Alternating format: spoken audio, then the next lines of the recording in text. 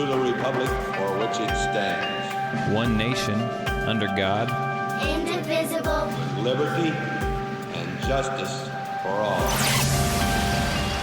Guns, self-defense, concealed carry. This is the Patriot Defense Podcast. From the war room in Idaho's high desert, here's your host, Todd Echols.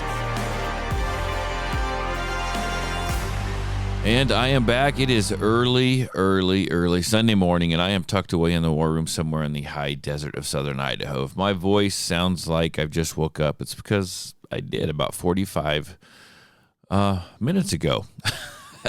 So normally the schedule when I do the podcast on Sunday like this is typically it's like a lot later in the day, and it's because I wake up pretty early and I go on my run, come home, work out, shower, get something to eat, and then I come out here and do the podcast. And by the time I do all that stuff, it's probably closer to like noon, and that's when I record the weekend podcast.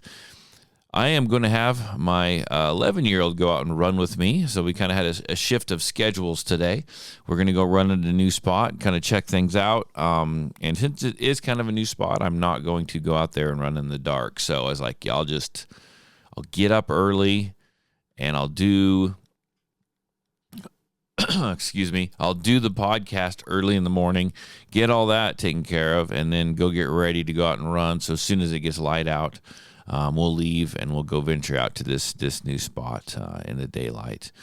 And then I got a birthday party thing I got to go to this afternoon, and I still want to get some time in with him, my son, working out on our gym, and then I want to take him out and we're going to go shooting. So I got a long, busy, full day, which I completely look forward to. It's supposed to be like 60 degrees today, but I've just kind of had to shift some things around a little bit. So if I sound like I'm sleepy or groggy, it's because I'm still trying to wake up. I got my coffee right here, but it's not kicking in like it usually does. I am just feeling kind of slow today. My wife says I'm slow all the time, but I'm feeling kind of slow this morning for sure. It was a big, long, busy day yesterday. We had a permit class out here, and I had about it's like typical. I sold the class. Well, I didn't sell it out. I signed up people to fill the class. I signed up at about 30 people. Had a few people that called in, didn't show up. Had a couple that just never called at all, which that happens. But I had 22 people in my permit class yesterday. That's a pretty big class. So it was a great day. Fantastic weather for shooting. It was like 56 degrees. Not even a breath of wind. It was, in fact, I got a sunburn. That's how nice it was. I got a sunburn. It was a great day, great shooters, really good-natured class. My guys showed up to help, my typical guys with Nick, Jeremy, James. They all showed up to help, and it just was smooth. I can't thank those guys enough when they are able to come and help me out when I ask, and I ask quite a bit. You know, they're here once a month helping me, and I know that there's on nice days sometimes maybe there's other stuff that they could go and they could do, and and I just appreciate their help, and just so thankful that they're held here to help me and make the classes go smooth and make everything go off without a hitch. And sometimes I feel a little bad. They've been here helping me, and then at the end of the class, when the shooting portion is over, I got to just kind of grab my stuff real quick, run back up into the classroom, because people are just ready to go at the end of the day. Run back up into the classroom, got to give them the little farewell speech. Here's what you do with your paperwork. Here's everything you need to know about it. And, and then talk to people as they leave. That's, people like to do that. Thank people for coming, all that stuff. And those guys just kind of pick up their stuff and they wander off and they get in their vehicles and they go home. And I kind of feel like there's no final finish for them at the end of the class.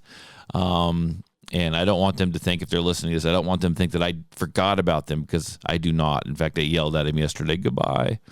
I do appreciate their help. I just get busy with all the students, and it is what it is. So just thank you for always coming to help. I say that all the time, but thank you for coming to help when I ask you to, because I know sometimes might come a time where you can't, but I do appreciate it, because You're not like 100% employees and you could always tell me to go pound sand, that you have something else to do. And if that ever happens, by all means, you do you, but I appreciate the help that I get. So, okay, I'll jump off of that for a minute. But I will say I need to make a change in my business plan, I think.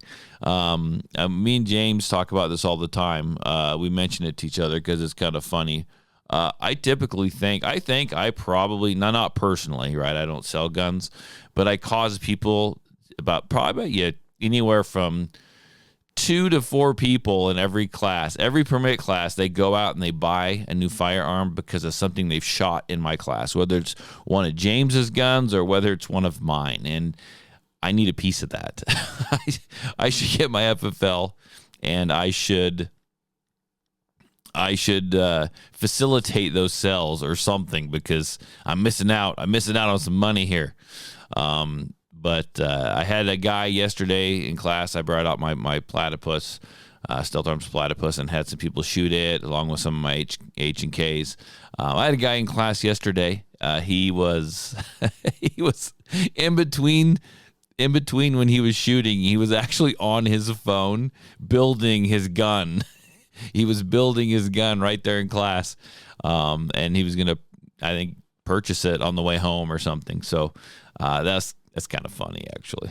I enjoy seeing that. So what else happened? It's been kind of a slower week. I had a few private classes. Got some more private classes coming up this next week. I finally finished up my taxes, and if you are within my inner circle, you heard about my tax struggles. And Todd obviously has to write more stuff off because, man, they nailed me. They nailed me hard this year. And so I told my wife, I said, I think Patriot Defense sees a tractor in its future.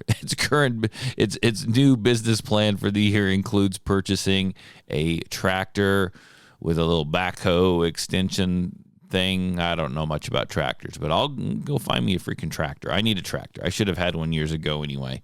I still got my throat's all dry this morning. Literally, I've only been awake for like 30 minutes. I was thinking about what the topic should be for today. And I think what we're going to talk about is something I talk about in all my classes to a certain extent. I thought maybe we'd dive a little deeper today. So, I like to talk about situational awareness, right? You hear that all the time, situational awareness. Now, we talk about it in my permit classes, and I mentioned that it's one of those things that can do what? It can help you, if you're using it correctly, it can help you avoid a situation where you have to use your firearm. Now, granted, we all carry our firearms because we might have to use them, but if you can avoid using them, you want to avoid using them. Really, if you have to use your firearm in a situation, there's a few things you got to look at. First of all, if you got to draw it, it's going to, and not even shoot it, but draw it, it's going to affect you. It's going to affect you. You're going to feel it. You're going to think back to that situation a lot, right? If you actually have to point the gun at someone and press the trigger, right, and harm someone or kill someone, that's going to affect you as well. And it won't be in a good way. These are all negative things. Like, you take someone's life, you're going to have to live with that, right? So situational awareness can benefit you, not to mention that if you have to use your firearm in a defensive situation, that it's going to affect you for the point of there's a good chance you're going to jail for at least one night. It's going to cost you lots of money in attorney fees. It's going to make everyone kind of question you and judge you and look at you because they weren't there, and maybe they're going to armchair quarterback this and say that there was you had a different options than what you really had. They weren't there. It's really easy to look from the outside in and talk about it. I know I've done this. I've done it. We've all done it, and it's going to cost you time, lots of time, and you may lose your job. Time, money, losing your job. And then that's just the what? What is that? That's just the basic case. Afterwards, that's just a criminal trial, right? Afterwards, you can have what they call a civil trial, which is where the family looks at you and goes, he was just a good boy, and he was our son, and he graduated with honors, and he just made a few bad decisions in his life, and you shot him down and killed him. He made one mistake and you shot him and killed him. And that's what they'll bring out. That's how they'll frame that. And civil trials can be pretty nasty. And that's actually where they go after the money. Even if it is deemed a clean, righteous shoot, self-defense, it was a good shoot, you were well within your rights to do what you do, and legal and all that stuff, that's going to cost you a bunch of money just for them to tell you that you're okay doing what you did. And then the civil trial can still start up, and they can still come after you, and they can still try to win a sum of money from you. And it's going to cost you more money and more time. And it's really, I mean, I'm not trying to dissuade someone from using a firearm to protect yourself. I carry one all the time. You guys know that. Have it in case you need it, but just know the ramifications that come if you ever use that gun. You have to understand that. There are ramifications. There's ramifications with absolutely everything. But one of the tools that we can use to help keep ourselves out of a situation is situational awareness. We can use it to keep us out of those situations, to protect us, to protect our family, to even protect others. Now, what is situational awareness? Well, it's going to sound real dumb. Situational awareness is being aware of your situation, being aware of your surroundings. And it's pretty simple. I'm going to kind of talk about it, then I'm going to talk about 12 keys or 12 things to, that will help your situational awareness, and we'll expound on them. But it's as simple as just knowing what goes on in your neighborhood. Like, I don't live in a neighborhood. I have lived in town before. I don't like to, but I have. And when I did, my wife just called me nosy, right? But I knew everything. I knew what cars what vehicles my neighbors drove. Without asking them, hey, what's your work schedule? I knew what their work schedule was. I knew when their cars came and went. Hey, look, they're home for lunch. Hey, look, they left for work. Hey, look, it's about 5 o'clock. I should see their vehicle coming down the street. Right there it is. They just got off work. They're heading home. I mean, I understood these things. I knew what they drove and where they went. And honestly, it sounds like I was being just nosy. I really wasn't. I was just aware of my surroundings. And how did that help me? How did that possibly save me? Well, it would keep me aware of the comings and goings and who should be in that neighborhood. Right? If there was a car, let's say some old beat up jalopy coming down the street, and it wasn't from that neighborhood, and I didn't know who it was, and it wasn't one of my neighbors, I knew that could potentially be a problem. Why is this car driving up and down my road really slowly, back and forth, looking at stuff? Are they casing houses? Are they, looking to nab a kid?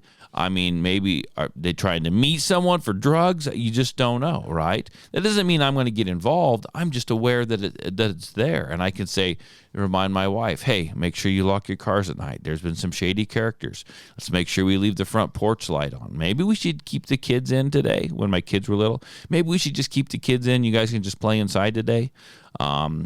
Whatever, let's leave the dog unkennelled for the night inside the house, as that early warning system, that kind of stuff. You're aware of it, so then you can mitigate your life to avoid a situation where you might have to get defensive. You might have to put yourself into a situation, because we don't want to do that. Even now, I live out in the country. I have a dirt lane for my driveway. It's real long. I have other houses down there, right? And this is just me, but so I'm just explaining how I do this. I notice the comings and goings of my neighbors still, because I have people that live further down on my lane. I'm at the very end, and honestly, that's where I want to be, is at the very end of the lane. The lane dead ends at my house. No one comes down here unless they absolutely have a reason. But my neighbors, I know what they drive, right? They're ways away. But even at night when they're pulling in and it's dark, I know what their headlights look like. I can tell you, oh, that's the neighbor kid, and that's his big Dodge Power Wagon truck that he drives. I can hear it. I know what it sounds like. I know what the headlights look like when they're on at night. And it's about that time he's getting off of work. I kind of know where he works, that kind of stuff. You just know the comings and goings of people. Occasionally I get put on alert. at my house because I'll see a vehicle coming down that, I don't know. Now, granted, people get visitors. Other people show up to their houses to visit, friends, whatnot. But I don't get crazy about it, but I can look and go, oh, that's a Toyota Camry. No one drives a little white Toyota Camry. No one drives a little white car on this. I wonder where they're going, and I can pause for a minute and I can look to see if they're coming down my lane all the way to my house, which is really weird because no one comes down here unless I know they're coming down here. But I'm alert to that. I'm aware. And then I can see that it's going to go to a neighbor's house. So it is what it is. It goes to a neighbor's house. And I just figure they're friends and I carry on, right? But you need to pay attention to those things. Staying aware of your surroundings is you need to do it. Now, I've been talking about these situations of staying aware of your surroundings just at your house, right? Well, let's talk about this. Let's talk about when you're in town and you're out and about, you're running errands, you're at the Walgreens, the Winco, the Walmart, wherever you might be, right? You still need to pay attention. Occasionally I will go to Walmart, sometimes more often than I like. But when I'm there, I'm always there at the certain times of the day. I've got my certain days I go to do the radio show, and I might swing by the Walmart, grab something to drink, grab some printer ink, whatever. I try to kill all my errands on the 1 day or 2 days that I'm actually in town during the day. And so I have places I go that I have to get the stuff that I need. And I know, and I don't even know these people, but I know when I pull into that parking lot at the certain time that I'm there, if I have to stop there, I know that I'm going to see this car, this car, this car, and that car parked, more than that, but parked in the parking lot. I know that there is a light blue Subaru Outback that is parked every time I'm there. It's parked in the handicap a parking spot. And I kind of thought that was a little odd. Why this guy? Then I realized that's probably an employee, right? They're there enough. That's probably an employee. Now, that's just me, and I'm not announcing that to anyone. That's just me thinking in my head what I notice and what I see around me. Walmart is famous for letting people stay in their parking lots and sleep in their vans, and I have nothing against that. They kind of have their own end of the parking lot that they do that in. And occasionally one of them will drift over and be parked in the other end of the parking lot, right? And so I take note of that. Or as I'm walking in the door, out the door, I'm like, I've never seen this guy before. And that's not to say they're up to no good, but I just make note of that. Or you're walking in and you notice, hey, there's someone kind of fishy, kind of sketchy. They're looking around a lot. They look a little off, like they don't know what they're doing, or like they're looking for something, and then they head into the store. They don't really look like they're shopping. Keep an eye on those people. Understand that they're there. They may be a threat, they may not, but you know that they're there. Maybe you can avoid them a little bit, right? Pay attention to where you are. Do you take your family out to eat, right? Pay attention to your surroundings there, where are the entrances, where are the exits. Pay attention to what is going on, even if it's not involving you, right? So you can go, okay, well, I noticed someone's getting a little upset. They're paying for their whatever the items that they purchased, and they're getting just a little upset. You don't know what the problem is, but they're getting upset. Maybe they're berating the cashier a little bit. She's looking a little flustered. You don't know what this person has. Do they have a firearm? Do they have this? Do they have that? But you notice it going on, right? You're not caught unaware. So if something bad were to happen, you goes, oh, I saw someone getting disgruntled as just 2 seconds ago up at the cash register. So if I hear something going on, there's a good chance it could be right there. And so you've noticed that you're in their restaurant and someone is paying for their meal, or they're getting upset at a table. You're like, okay, where's the entrance? Where's the exit? I don't know what's going to happen here. Can I get myself and my family to the exit and get out of here safely? Or are we going to have to hunker down, get under the table, on the floor? I mean, you don't know what's happening here. So quick story. Years ago, I've got 5 kids, and I don't think they were all 5 born at this time. I think I probably only had my 3 daughters, which 3 little girls, that is a freaking handful. If you don't have daughters, if you do, you'll understand. If you have 1 daughter, that's a handful. Imagine 3 of them. Okay. So 3 little girls, we were in town grocery shopping with my wife or whatever we were doing. And I was like, the kids are hungry. And if you've ever been around a hungry kid, you know that when they're hungry, they're freaking hungry. You better feed them. And so I said, let's just head over to Wendy's. It's not too far away. We'll grab some hamburgers, some fries, whatever. And so we went in. I said, let's just go inside. It's pretty empty. It's not the lunch rush. It's after the lunch rush. I said, it's pretty dead. Let's just go inside. So we went inside, got our food, sat down at the table to eat.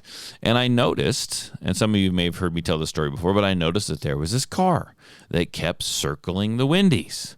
And they had to go out on a main road and come back into the parking area to do so.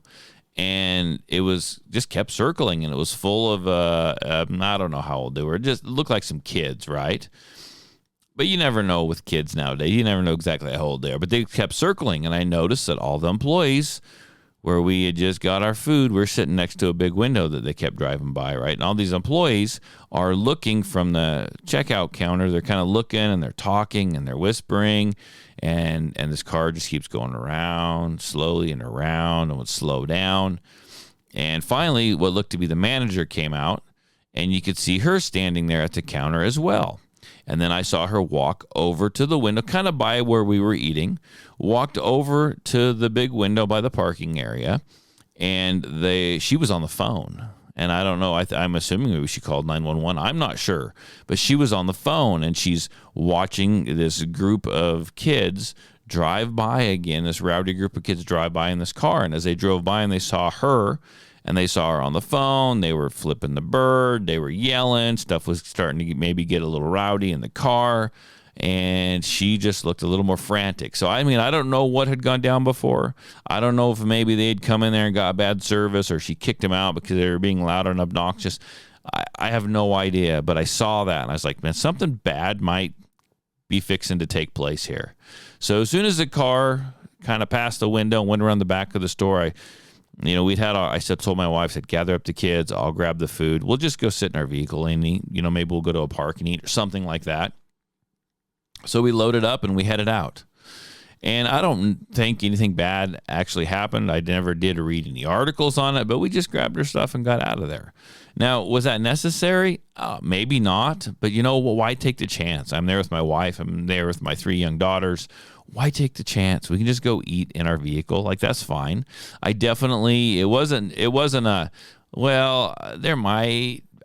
might see something doesn't feel right. I mean, something wasn't right. Someone's calling 911. These kids, this car kept circling. So something could have happened, right? So I went ahead and took that opportunity to leave. Now, one of the things that we possess as human beings, and a lot of times we tend to, and even me, I mean, I'm guilty as well. We tend to kind of push it down in the back. We don't pay attention to it, right? We call it a sixth sense, call it the Holy Spirit, call it whatever you want to call it. But there is a book out there that talks about it. And if you've ever read it, it's a decent book. It's by a guy named Gavin DeBecker. It's called The Gift of Fear. Now, when this gentleman wrote this book, I think there's 2 or 3 different, versions out there. When he wrote the book, he was kind of anti-firearm. I think he's changed his stance since then. So just know what you're getting into, but it's good information regardless. I think now actually he has moved on. So when he wrote the books, he was obviously an author, but he was also writing a book about his experiences, and he worked in law enforcement.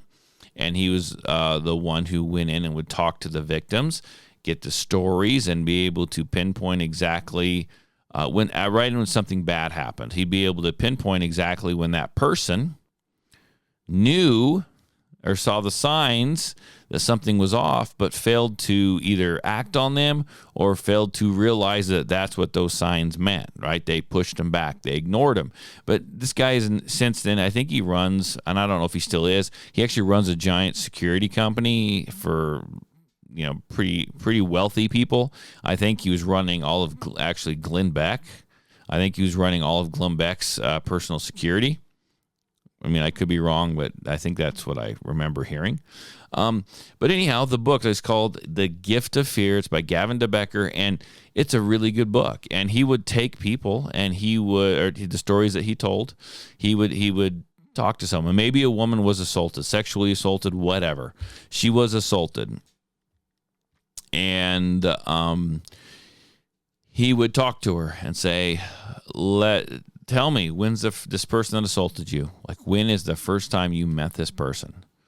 And, I'm trying to think, it's been a while. I need to reread that book. But I was thinking back, and I think one of the stories was, the first time I met this person, they just kind of appeared out of nowhere. And he goes, well, what did you mean by that? And she goes, I remember, I was carrying my groceries down the road from my car and into my apartment. And I got two of the bags out. One of the bags ripped and my groceries kind of spilled out onto the ground. And I was like, ugh, man, I got to pick all these things up. She's like, I ran the bag up into the apartment and I came back out to get the rest of my groceries. And there was this guy, and he was out there picking up my groceries for me, putting them into a bag, and really nice guy, offered to help me carry my groceries up to my apartment. And he'd go, so this person just appeared out of nowhere, huh? And she's like, yeah, one minute he wasn't there, one minute he was. And he was just helping, and he was nice. And then I don't remember the rest of the story, but obviously he helped her with the groceries back up into the apartment. And I think it might have I don't think the incident happened right then, but I think it kind of evolved. And she kind of got to know this gentleman as much as she could, a little bit. And then I think that there was an attack taking place. And then he talks about the gift of fear, and it's how that voice in our head, that sixth sense, is there to guide us. But we often suppress it because we're human beings. We're nice. We want to think that everyone is nice. We want to be friendly, right? That's because that's what we want to do. And he goes, that's right there. When that person was picking up your groceries, you came out and saw that they're helping you.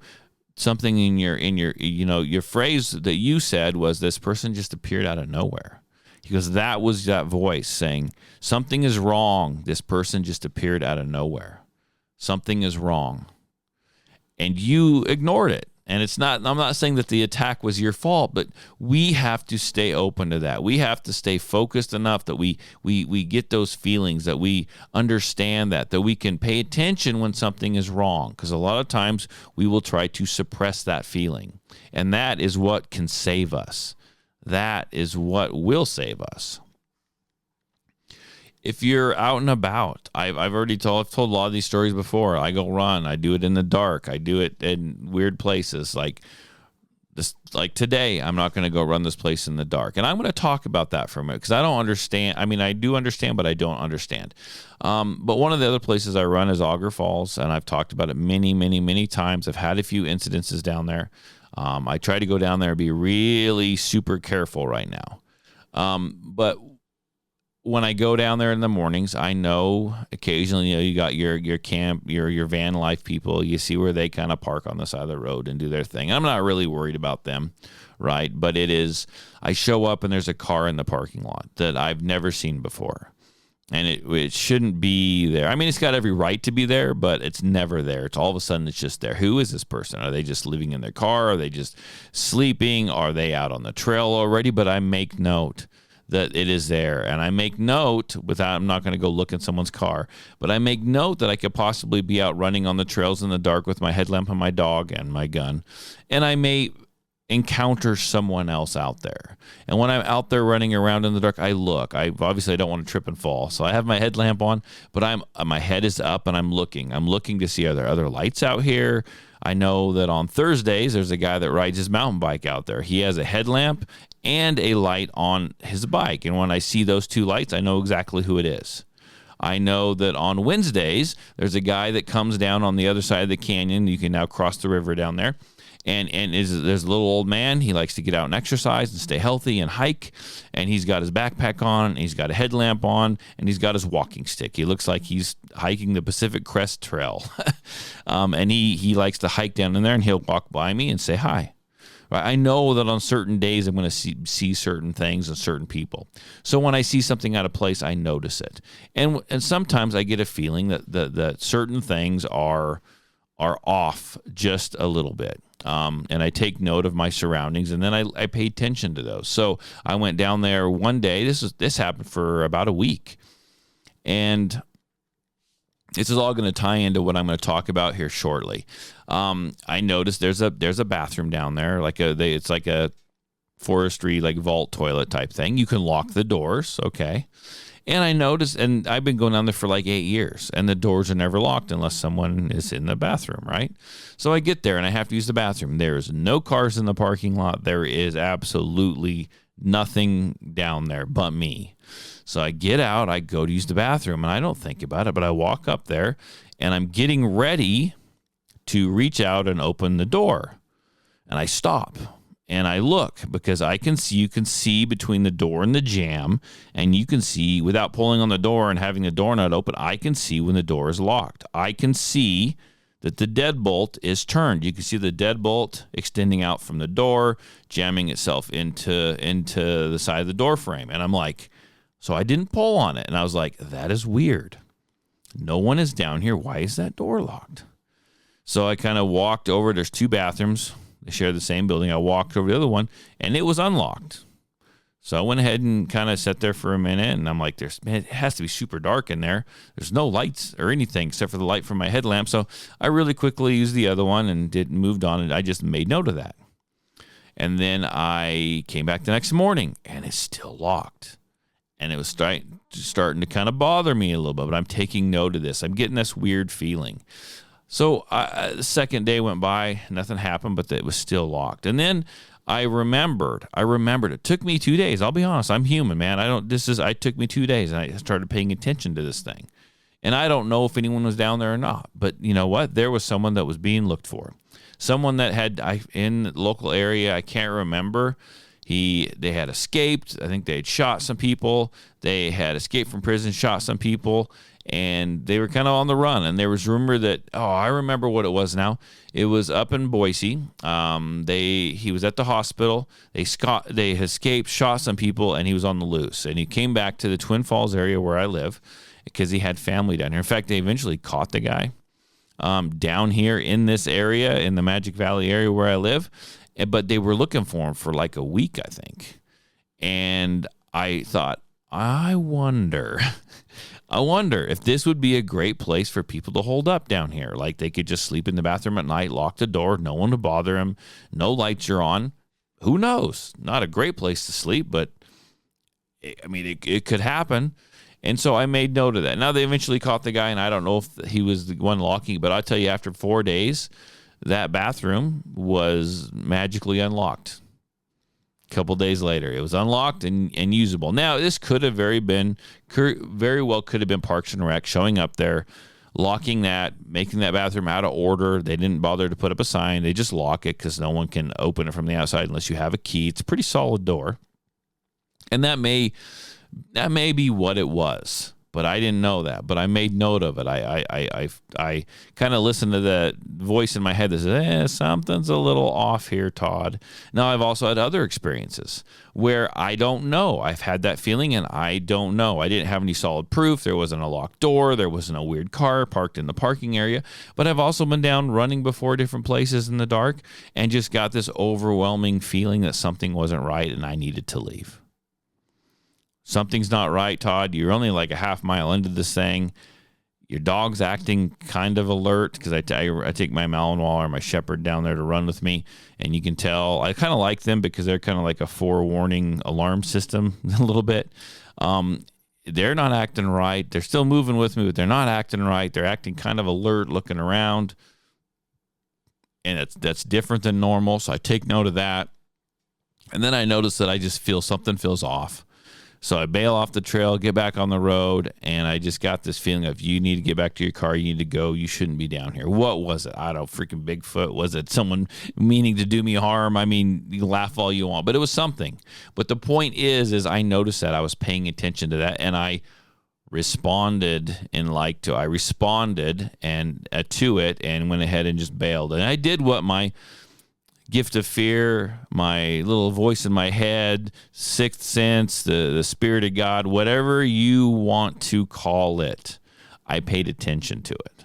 And that's what you need to learn to do. Now, I could keep talking all day because I've had tons of experience with this. When I go out and about, I don't like to, I'm kind of an introvert, so I kind of like to stay home a lot. When I do go out, though, I really love to people watch. So I'm always watching people. Now, when you're out and about here, these are some things to think about. So we have 12 keys to situational awareness. One is intentional observation. So we all have what? We all have our phones, and this is going to come up. This seems going to come up a lot. We all have phones. I run my business on my phone. I'm on my phone all the time. I'm answering texts. I'm putting up social media posts, and sometimes it's about the food I've eaten for the day or some stupid remedial post. But most of the time, I got to keep the posts up. I got to answer questions and messages, emails, texts, phone calls, you name it. I'm on there all the time because if I don't answer the question or do something, the competition's going to get there and get it done before me. So you need to be out and about, and when you're out and about, you need to put your phone down a little bit. You need to look up. You could still look at your phone every now and then, but you need to also look up and look at your surroundings and find out what's going on. Do what we just talked about. Notice if someone's getting upset. Notice where the entrance. Notice where the exit is. That can save your life. Focus, intuition. So I've kind of covered some of these already. Intuition. Pay attention to that voice in your head, that feeling you get that something's not right. Pay attention to that. I'm going to call that the gift of fear, and that can save your life, really. And you need to be focused enough to notice that. And focused enough meaning you need to put the phone down. You need to take a second and just pay attention to how you feel and not push it off. Because that is, we are all built with this internal warning system, and we need to pay attention to it 100%. Stay informed. Stay informed of what is going on in that area, where you're running, what is going on in the town, the county, the state that you live in, right? I don't know if that wanted fugitive was hiding in the bathroom, because I've been going down there 8 years in that bathroom. It's never been locked. But it was locked 4 days in a row, and it just happened to be the same time that guy was running from the law, had escaped from the prison, Okay, so we're going to pick this back up again. I know you guys didn't know I cut off, but I'll explain what just happened here. My Rodecaster, my board, just shut off. So I'm going to try to pick up exactly where I left off and then splice this baby together, and it's going to sound like crap, but that's what you're going to get. This thing it's only shut off on me one other time. So we're going to pray that that doesn't shut off on me again. But yeah, I don't know if that felon, that wanted fugitive, was hiding in that bathroom, but I paid attention to it. So you need to stay informed on what's going on in your area. Maybe there's people getting followed at the Walmart parking lot. Maybe there's a kid that just tried to get nabbed in your neighborhood. Know what's going on so you can be aware and so that you can stay on top of it. Also, I want to back up for a second. So you want to focus. You want to pay attention to intuition. Pay attention to that voice and that feeling you get. So just for an example, the place I'm going to go run today, I don't know that anything has ever happened down there. It seems like a really nice area. I love to go run there during the day. I've never gone early in the morning yet. And let's talk about why. I don't know why. I wake up in the morning, and this place is a lot closer to my house. It'll take less fuel to get there. I can get more work done and stuff because it won't take me as long travel time, right? I should be down there running in the dark this morning. Why don't I? I don't know. I can't I wake up. I have plans to go down and run at this new spot in the dark. I've been down there plenty in the day. I need to go do it in the dark. I wake up and I go, I don't know. Something just doesn't pan out for me. It doesn't feel right. I don't get this undesirable urge to jump in my car and drive down there and run at dark. I go and I get in my car to go down there, and I end up going to the place that I've been going for 8 years. And it's a lot further, and that's where I go. Something about down there is keeping me from going down there in the dark. I don't know what it is. Maybe it's just an overactive imagination. Maybe it's because it's a newer area. Maybe it's because there's something down there. Maybe there's a mountain lion down there. Maybe there's bad people in the parking lot down there. I have no idea, but I am not going to question that until I wake up one morning and go, I think I'm going to go down and run over here.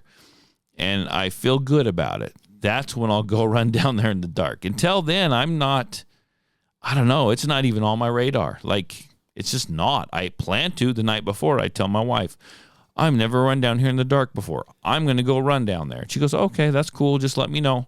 I just like to let someone know where I'm at. And then I wake up and I don't end up going down there. I don't know why, but we're just going to carry on until it feels good. Does that make sense? There we go.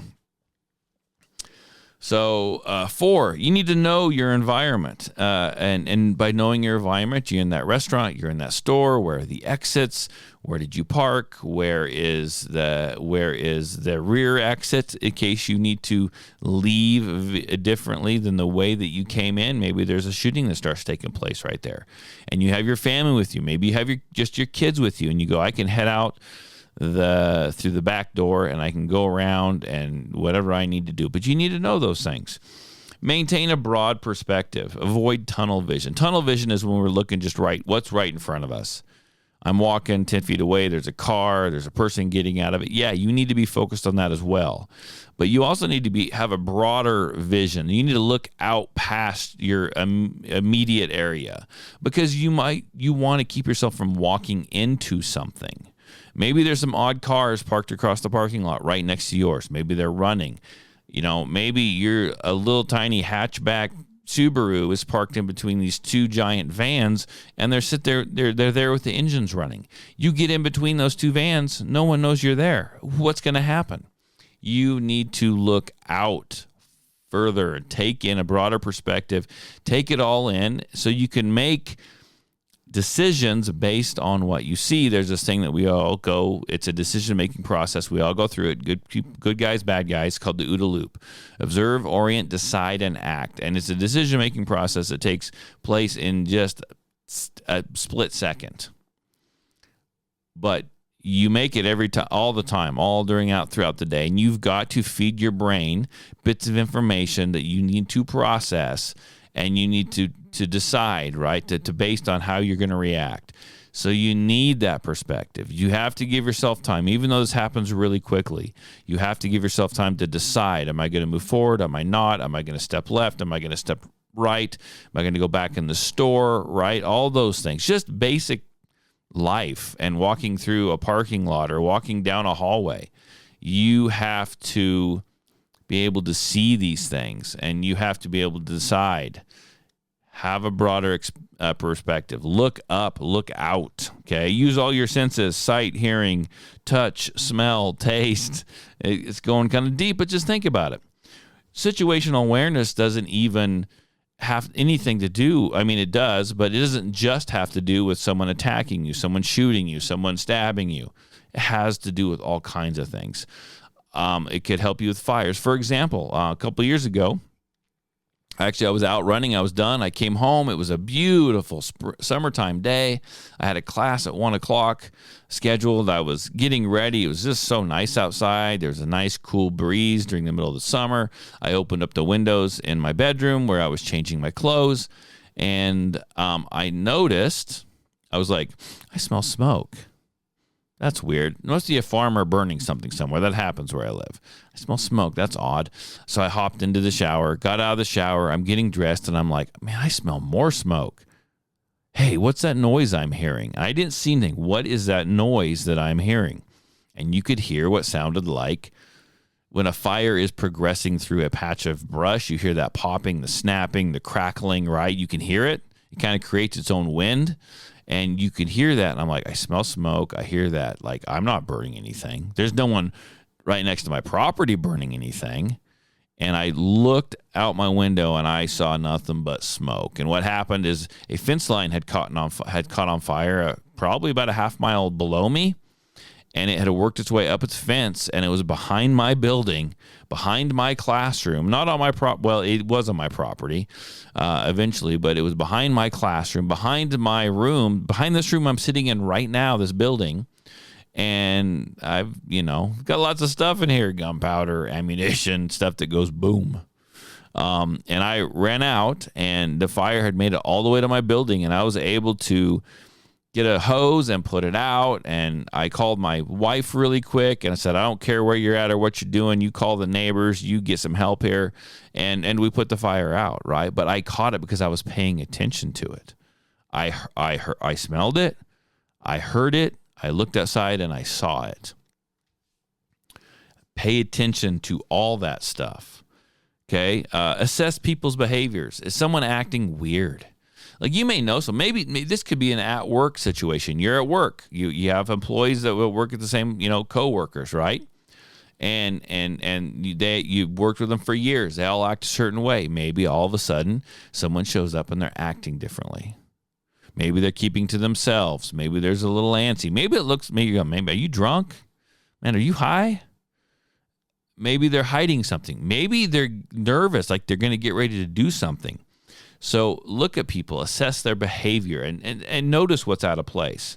Identify patterns. For example, I was talking about patterns of like what people do on my little road here, not even a really neighborhood, but on my road, on my driveway. I know when people show up, come home from work, leave for work, all that stuff. And when something is out of the norm, I go, that's weird. Something is wrong, right? Years ago, I had a neighbor, and he lived alone. He lived by himself. He's an older gentleman, and when people take their garbage out. This is when I lived in town. You notice when people take their garbage out and leave their garbage by the curb, right? That they do it I think it was every Thursday or something like that. I can't quite remember now. And he would be out mowing his lawn at certain times. He would haul his trash out in the morning, like with everyone else. And I noticed one day, I was like, man, his lawn's getting long. Like, his grass is getting long. Like, he hasn't mowed that, right? Why didn't he mow his lawn? Hey, you know what? It's Thursday morning. Actually, it's Thursday afternoon now. I noticed he didn't bring his trash out. Okay, something must be wrong. There is a pattern that had usually happened week after week after week, and now it was broken, right? His car was in the driveway, and this pattern was broken. Something had to be wrong. So it's as simple as that. Get some help. Now the gentleman had unfortunately passed away, right? I didn't go find him, but I called the right people, and we got it figured out. But so that happens. Pay attention to those things, right? Pay attention to patterns. Identify them, know what they are, and know when something is off, something is broken, something is wrong. Anticipate changes. Things change. You could be, let's say, I'm going to use, maybe there's a meeting, right? Maybe there is some meeting you're a part of. Maybe we'll say it's a political type meeting. Maybe you're at a Tea Party rally. Maybe you're at some kind of rally, whatever you're protesting or whatever, right? And everyone's there and they're in a good mood. And then things may change. Someone may get rowdy. Maybe someone shows up with a gun. People start fighting. You don't know. But you need to go forward anticipating that things could change and things could change quickly. And I'm there. And what do I need to do if something happens? Right? And it's not like you're looking for all the bad. You're just trying to protect yourself. So it's like, hey, look, I parked over there. I'm going to this thing. If something does happen, I don't think anything will. But if it does, am I going to get involved? Am I not going to get involved? Am I going to leave? You've anticipated change, thought about it, and you've prepared yourself to deal with it however you choose to deal with it. You need to stay calm and collected, right? You need to have a plan, and that plan is whatever you deemed your exit is, or whatever, however you decided you're going to get involved. You need to stay calm, and you need to have that plan, and you need to get involved however you've decided you're going to get involved. And if that deals with a firearm, right? If you've got a firearm on you, hopefully, if you're carrying that gun, you've done what? You can stay calm and do what you need to do with it because you've trained with it. You know how to react. You've given yourself a way to react, a way to draw that firearm and get shots on target if you need to do that, if that's what you deem as necessary. That you've trained, created that muscle memory enough that you're going to stay as calm as you can and then react appropriately. Communicate effectively. You're there with your family. You're there with your wife. Something happens. Maybe you have to use your firearm. It's good to have someone call 911. And I actually learned this in the Mag 40, the Masada Mag 40 class I took. He's like, under stress, even if you're the guy that's involved in the situation and there's other people there, they're going to be stressed out just the same. And when you people start feeling stress, sometimes what they do is they're focused on the threat. They're kind of in shock. They don't hear things. And instead of saying, hey, if you just shot someone, if you just defended the group and you have your gun out, you don't always want to put it away. You want to hold it out there and be prepared if someone were to jump up again, right, and become a threat again. You're like, call 911. Instead of saying call 911, you need to be direct. People will respond to that better. You need to be more direct and say it with force instead of, hey, I need you to call 911. You need to say, you need to call 911. Call 911 right now. Tell them there's been an incident at the Dash and Grub Mini Mart, and I had to defend myself, and someone has been shot. That's what you need to say. Be very specific. Tell them what they need to do, so they will do it, okay? And then you need to always reassess. Always reassess things. Things change. Your environment changes. People come, people go. You're in that restaurant. People are there. You kind of look around initially. Okay, we look pretty good here. New people come in, new people change. So you constantly need to kind of reassess. Now, I'm not saying you got to live in red all the time. Pay attention to your surroundings. You can still look at your phone. You can talk to your girlfriend, your wife, your buddies, your kids, whatever it is. And you can still look up and kind of assess things. That's the way that you need to live your life. Be aware of your surroundings. So I don't know if any of that makes sense to you. It does to me. Hopefully it has helped somebody. It helps me all the time. I use it daily. I got story after story after story, and most of them involve running. That's a big part of my life, folks. I hope you enjoyed that. I will see you guys in a week, back with the main podcast. And I tell you what, everyone, you guys have a good week. Bye.